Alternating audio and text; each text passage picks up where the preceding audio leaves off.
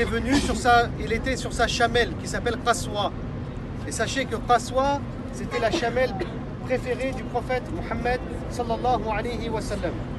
Il l'aimait vraiment beaucoup. D'ailleurs, il y a une raison pour ça, c'est que quand il recevait la révélation du Coran, c'est la seule chamelle qui ne s'arrêtait pas et qui continuait à marcher. Parce que la révélation du Coran avait un poids physique lourd, et tout animal sur lequel le prophète sallallahu alayhi wa sallam se trouvait s'arrêtait de marcher et s'allongeait à cause du poids du Coran, sauf Qaswa. Le prophète sallam, il l'aimait beaucoup, il était sur elle lors de la prise de la Mecque, sur cette chamelle, lors du Hajj et lors de l'Hégire et d'autres occasions. C'est Abu Bakr as-Siddiq qui lui avait offert. D'accord? Donc ça, c'est une première chose. Et le prophète sallam, d'ailleurs, il donnait des noms à ces animaux domestiques. Hein, donc si vous avez un lapin, vous voulez lui donner un prénom, ou un chat, Inch'Allah, c'est une sunna que de lui donner un prénom, c'est vrai, hein? Ah oui, je ne vous parle même pas des noms des chevaux, Murtajiz, etc. Ils ont des noms, etc., des identités.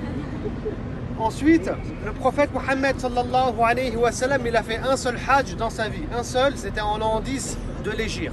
D'accord? C'est l'année de la mort du prophète sallallahu alayhi wa sallam. Donc c'est son premier et dernier hajj. Donc il s'appelle Hajjatu al-Wada', le pèlerinage d'adieu. Les musulmans, ils vont l'accompagner. Il y a des grands chiffres qui sont avancés, 100 000, 150 000.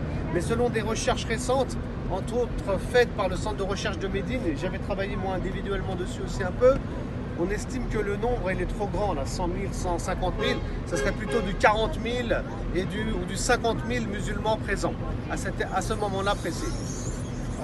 Donc c'est le premier et dernier hajj. Le prophète sallallahu alayhi wa sallam, il dira: prenez de moi khuzou ani manasikakum, prenez de moi les rites du pèlerinage. Et ça, c'est une manière d'enseigner aussi du prophète sallallahu alayhi wa sallam, c'est qu'on le regarde et qu'on l'imite. Et c'est comme ça, via ce qui a été observé, c'est comme ça que la plupart donc, des choses liées à l'islam et aux rites ont été donc transmises par le prophète sallallahu alayhi wa sallam aux compagnons et puis aux générations suivantes. C'est aussi ici que le prophète, à Arafat, il fera un discours. Il fera un discours devant tout le monde. Ensuite, il fait un long sermon ici, il fait un sermon, on va dire, le prophète sallallahu alayhi wa sallam. Donc il va dire plusieurs choses. J'aimerais ici peut-être citer un ou deux points. Tout d'abord, il va rappeler que la vie, elle est sacrée. La vie des croyants, le sang des croyants est sacré, ainsi que son argent. Et ça, il ne faut jamais l'oublier. On ne vole pas les individus et on doit rester honnête avec les croyants et avec les gens qui nous entourent, quelle que soit d'ailleurs leur religion. Parce que là, quand le prophète il dit ça, sallallahu alayhi wa sallam, il s'adresse à des croyants. Mais c'est le même discours qu'il a avec l'ensemble des êtres humains. Ça aussi, il faut savoir le rappeler, Inch'Allah. Donc, l'honnêteté, c'est important. Ça, c'est un rappel que je souhaitais faire aussi du fait que le prophète, il l'a fait, sallallahu alayhi wa sallam, ici. On ne vole pas. L'argent, c'est très important des êtres humains. C'est sacré en islam. Comme la dignité, elle est sacrée.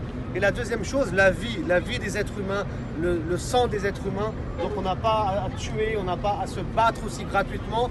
Tout ça, c'est des choses qui ne font pas partie de notre religion.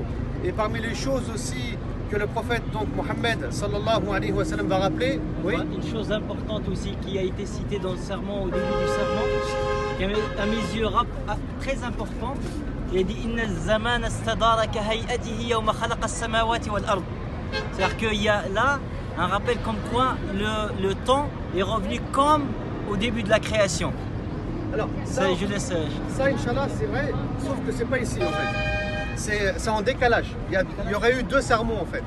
L'autre sermon, c'est plutôt le jour de l'Aïd. Donc, selon ce qui est rapporté par les historiens généralement, dont Al-Mubarak Fouri dans le livre Le Nectar Cacheté. Tu regarderas bien, Inch'Allah, ces deux sermons, mais on peut en parler en vérité, parce qu'on n'aura pas le temps, nous, de marcher sur les pas du prophète, voilà, avec précision.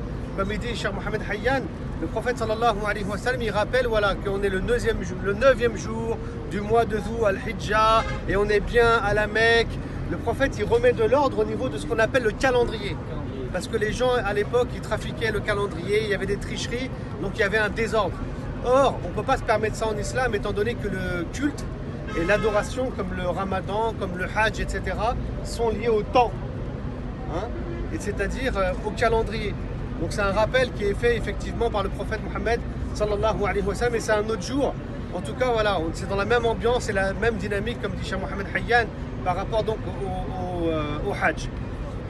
Alors on ne va pas revenir sur tout le discours ici, Inch'Allah, je vous laisserai le lire. On le trouve absolument partout, il est célèbre et il est connu. Et à la fin, il y aura un verset important qui sera révélé. Aujourd'hui, j'ai parachevé pour vous votre religion et j'ai fait de l'islam donc cette belle religion que l'humanité doit suivre. Là, je traduis l'essence, bien entendu, des versets. Ce qui ne va pas empêcher qu'on ait quelques versets qui soient révélés après. Et d'ailleurs, les derniers versets révélés du Coran appartiennent à la sourate Al-Baqarah. Mais l'islam, cette sharia, cette voie révélée par Allah, elle est comment dire, intégralement cette voie révélée, terminée, clôturée ici à Arafat.